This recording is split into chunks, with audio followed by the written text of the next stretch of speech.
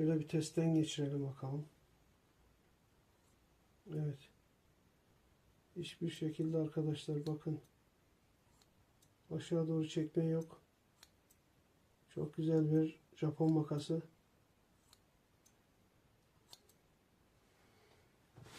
Tekrar şuradan bir test yapalım, deneme yapalım.